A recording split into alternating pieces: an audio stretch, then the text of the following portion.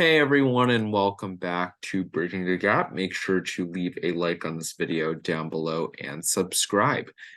My name is Alvin. I lean right on most issues, and I'll be representing the Republican side. My name is Luke. I lean left on most issues, and I'll be representing the Democratic side. Okay, guys, so in this video, we're going to be going over the Republican primary and particularly the early states that are going to be up first. Yeah, so there are four very important states: Iowa, New Hampshire, Nevada, and South Carolina.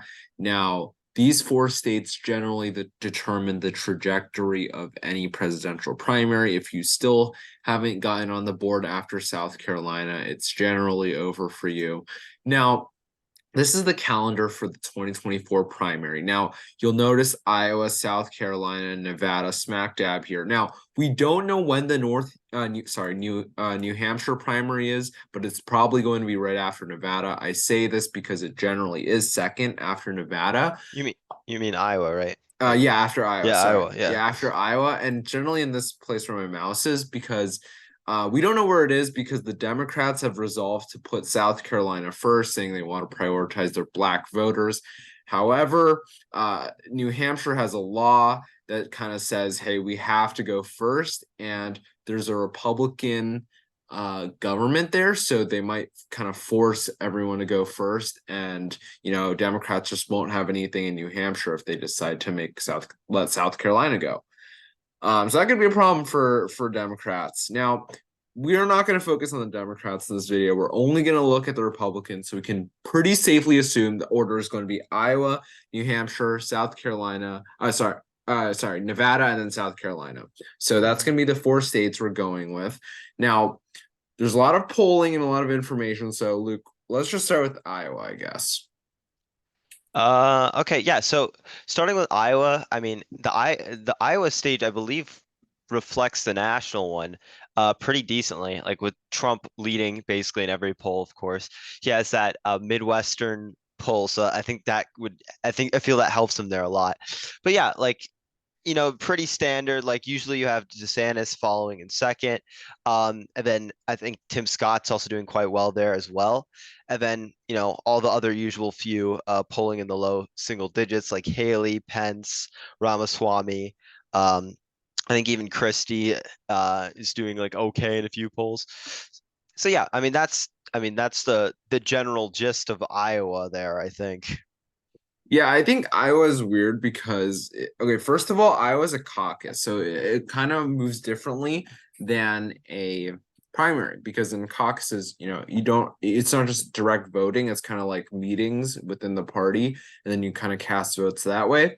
Now, you have Trump obviously in the lead, and that's not a surprise, but you also see kind of these more biased polls coming out of, Trump's camp or, DeSantis's camp, which is the never back down super Hmm. PAC. Now the polling average, I don't think we should be looking at. I think more importantly is just looking at all the polls one by one. And of course, Trump's going to be in the lead and DeSantis is going to be behind. But Trump also has that Iowa appeal, and there's no Midwestern or like Iowan running. So there's no one like Yeah. super disturbing this Iowa poll. The Iowa primary is really going to be, a representation of a lot of these white, rural voters, because that's just what Iowa's made of, and that's also what the Republican primary base is made out of. So, um, I think there's not much to say about Iowa except it's probably going to give Trump a nice, strong lead going into the other states, unless something drastic changes. Yeah, I mean, something I've noticed kind of in the polls that you're showing is that I mean the other candidates, particularly DeSantis, have really like kind of struggled to break through in Iowa, despite it being an early state, which is not a good sign, especially like when right out of the gate, Trump, you can't let Trump get that free win, or it's just gonna like kind of contribute to that inevitability that's already kind of started to set in. And something else I noticed there too is Tim Scott's doing better than he is nationally, slightly better than he is nationally in Iowa, which I find interesting because usually he's like fourth or fifth. I mean, here I mean, over the last two polls, he's a pretty clear third, I think. So, I mean, that's interesting. Yeah, Um, I think it is really scary if you're a candidate that's not named Donald Trump right now, because once you lose Iowa, it looks really bad in the headlines, and a lot of voters will just go for Trump. Only the first state really is like a clean state, and that's why we have candidates like Ramaswamy and Haley visiting the state upwards of 10 times. You know, they've been spamming visits into the state to try to get a decent percentage. But I think we should move on. mhm. Let's go over to New Hampshire, which is going to be the second state. Now, some people might think DeSantis would do better in New Hampshire than in Iowa. Why? Because there's a lot more educated voters college Mhm. educated voters in New Hampshire. We have a moderate Republican government there in Chris Nunu, and the state government is run by moderate Republicans. And generally, the state's more swingy than Iowa, so more people would be inclined to vote for DeSantis and other non-Trump DeSantis candidates, especially because Trump has that Iowa and white rural voter appeal that he had in 2016 and in 2020, right? So it's really concerning for DeSantis here in this state. He's not pulling the numbers he used to. I mean, back here, he used to pull a lot better numbers. There were even polls showing him winning that weren't biased polls. Now, we look at today, the past few months, Trump has been gaining. DeSantis's campaign, I haven't really seen even do much, to be honest, and it's not looking good for him. Yeah, from what I've seen out of the DeSantis campaign, it's kind of just not been good, especially like in like I've read articles about his campaigning in New Hampshire and Iowa, and he seems like really disconnected from like the local Republican parties, which you should be reaching out to as a candidate and trying to coordinate events and stuff and such. But like unlike the other candidates, he's not really doing that, and I think that's contributing to him not really taking off here. Um, and yeah, something else to note in the New Hampshire polls, I think that's noteworthy, is Chris Christie is actually doing decently compared to the other candidates, which I find really interesting. Um, like from what I've heard, he tried really hard in New Hampshire in 2016, so I reckon some of that's kind of seeping in to what the numbers we're seeing here. He's polling in the higher single digits, which is, I mean, better than most candidates, to be honest. So yeah. Yeah, it's also interesting because, like I said, you have to kind of get some momentum in Iowa, and I think New Hampshire is sort of that last-ditch effort where you don't even get on the board in New Hampshire, it's really rough. Obviously, you see some exceptions like Joe Biden, who kind of recovered in South Carolina, but Hmm. it's not like these people have a lot of appeal there in South Carolina, because who's gonna have appeal? Tim Scott's gonna have appeal. Nikki Haley's gonna have appeal in their home state. They're probably gonna split that vote. So Trump, DeSantis, if you're one of those two candidates, especially Ron DeSantis, you've got to aim for New Hampshire here, and it's really bad for him. So I think if we get into Iowa, New Hampshire, and these are still kind of the numbers a few months from now, DeSantis's campaign will probably just go away, because it's going to look horrible in the headlines. You're going to see Trump wins Iowa again by a big margin. You're going to see Trump sweeps New Hampshire, and DeSantis's campaign is just looking really bad. So for Hmm. now, it's not good. Like these are the national numbers, and it's like if DeSantis if DeSantis was 10 points lower, maybe he was pulling at 10%, but he was pulling at 30% in Iowa and New Hampshire, that would be better for him because of how important these first states are. Yeah. Um, he has a solid 20%, which is good. It's not great, but it's pretty good. But the fact that he's doing so poorly in comparison to Trump in these important states is just really bad.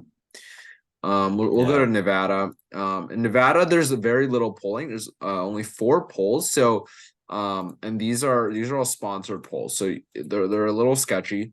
But DeSantis is doing markedly better here than in Iowa and New Hampshire. He's actually getting a decent 20%, which is a lot better than you can say about New Hampshire. Now, Trump's also just always hovering over 50 in all of these states, and I think DeSantis might want to not care about Nevada that much. he has way more room to make up in New Hampshire, I think. So here, Trump's going to do a lot better, and it's kind of a later state. What do you think? I mean, yeah, personally, I right now I'm not really looking at any of the I mean, DeSantis for the DeSantis campaign, I'm not looking at his campaign and having much real hope for him, like at all. Um, like he has only lost momentum since the beginning. Um, like I would just like to like I think what he generally just has to do is like as I said before, try to coordinate more with the local Republican uh like local Republican parties of the counties he's campaigning in, and like having some coordination, you know. I feel like that would just generally help him more across the board. But he's not doing that, and that's causing him to sag. I don't know. I mean, Trump is just so far ahead. Like, I don't know. I think it's hard to see this turning around. Yeah, it's also quite demoralizing as a DeSantis, being on the DeSantis campaign right now, knowing you're almost certainly going to lose. Just the morale is just low. And I guess we can go to our final state, the state that saved Joe Biden's presidential campaign. Now, South Carolina, like I said, has two people running in this race that have a special advantage here, which are Nikki Haley, who was a former governor, and Tim Scott, who's the current senator. So you're going to see Nikki Haley and Tim Scott, if you look at all these polls, they're doing a lot better than they were in the other states because, they have name recognition here.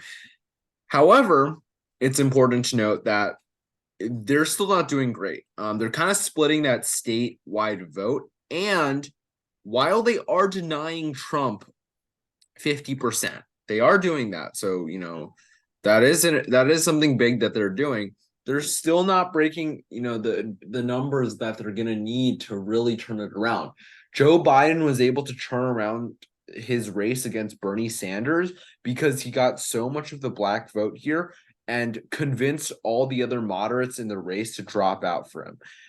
You're really not going to have this happen here. You have Trump, who is already almost locking it down, and all the other candidates who are kind of just randoms, and you're going to split this vote. You're not going to have a Nikki Haley get 30-40%, then convincing DeSantis, Tim Scott, Pence, everyone just drop out. I don't see that happening. And so South Carolina is probably not going to have a big effect. Yeah, I mean, I find it interesting that Trump isn't really hitting 50% in a southern state like South Carolina.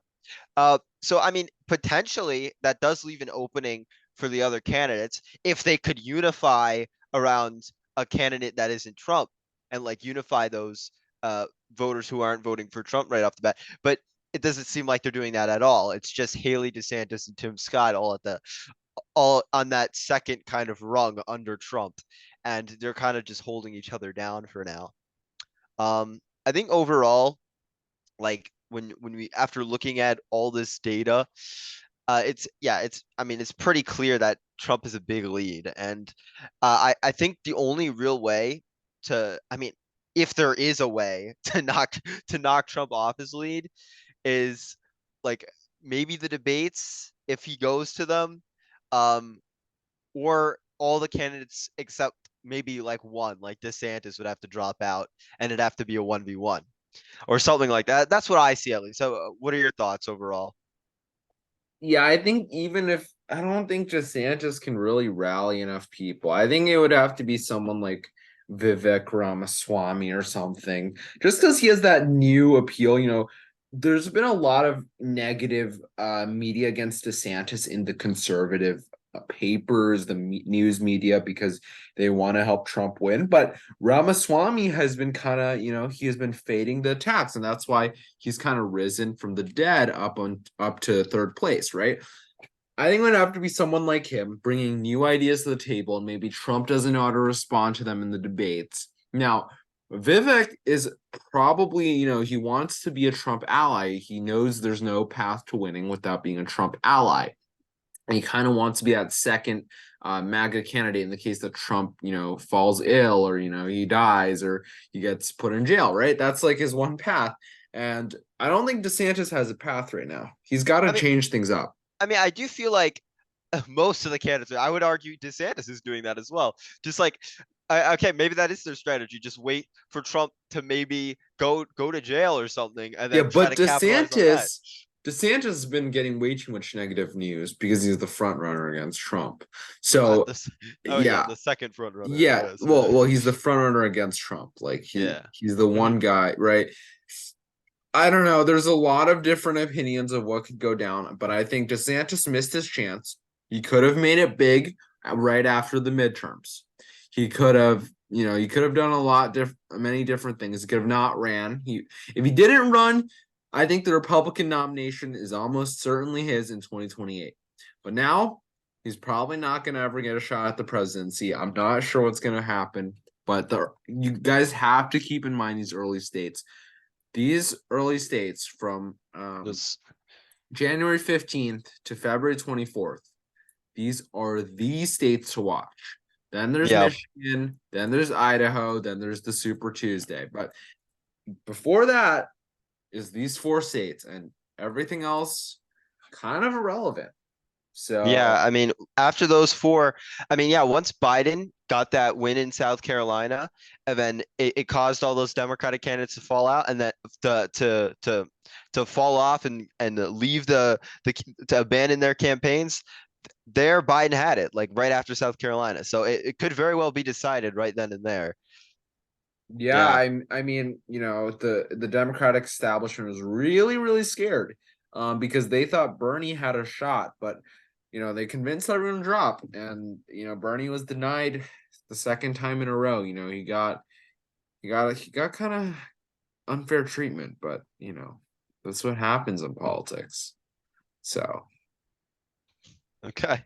well, four states, what, 5 months before the first state votes. Guys, got to keep your eyes on these four. The polls in these four states matter the most. Not much else matters in the primary. So, yeah, leave a like, comment down below, subscribe, turn the bell on for notifications. And Yes, yeah, share with your friends, and Get family. yeah, the 2024 hype, All get it right. up there. All right. Thanks Yeah, for watching, guys. see Bye. ya.